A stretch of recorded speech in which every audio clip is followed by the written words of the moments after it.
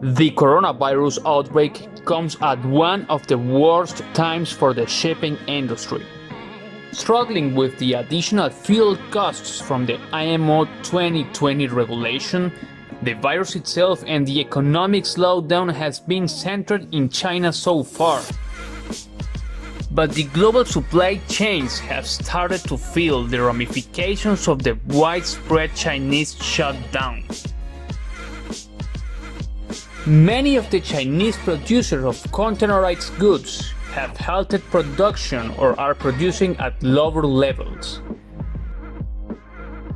Nations heavily reliant on trade with China, such as Singapore and Japan, have issued recession warnings. But the coronavirus could also have a macroeconomic impact on advanced economies in the West. Carriers have now blanked a total of 47 sailings to Europe and US.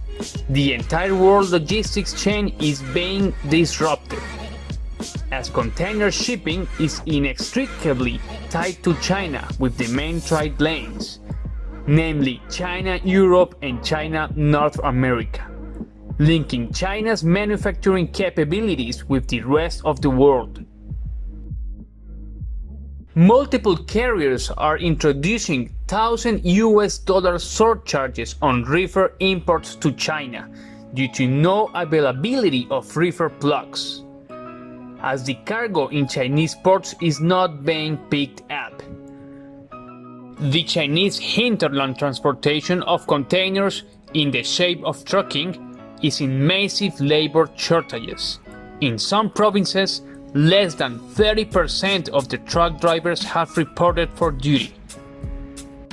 Lines may even invoke the clause in the bill of lading, allowing them to discharge the cargo at an entirely different port. Yet the shipper is still obligated to pay full freight as well as any additional costs. Additional blank sailings will inevitably curb the backhaul capacity down the line, not to mention the impact from disruption in the carrier's ability to effectively manage their empty containers repositioning. In a possible scenario raised by BIMCO, it is assumed that in the medium term large-scale quarantines in China will continue until mid-March.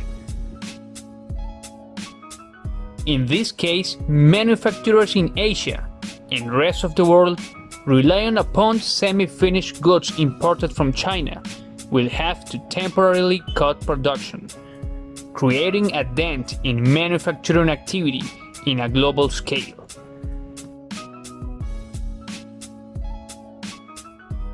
If that happens, container ship freight rates and time charter rates will come under massive downward pressure. Shipyards in China, many of which would otherwise be busy with IMO 2020 scrubber retrofitting, have remained closed and declared force majeure in many cases. An estimated of 150 vessels are currently under retrofit at Chinese yards.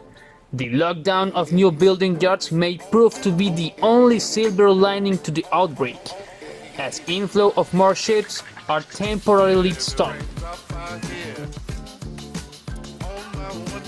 Considering the scenario set by BIMCO, the effects of the outbreak will only be transitory, and we are likely to see a gradual rebound back to normal market conditions by April-May.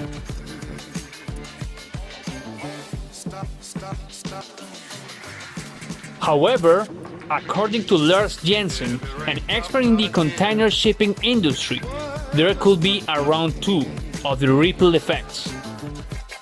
Assuming that the virus outbreak gets under control, Chinese factories resume full production in March-April, and may even run at higher output initially to make up for lost production. This will happen at the same time as the amount of vessels returning to Asia with empty boxes is at a very low level due to the current blank sailings. potentially triggering equipment shortages and associated rate hikes for Asian exports.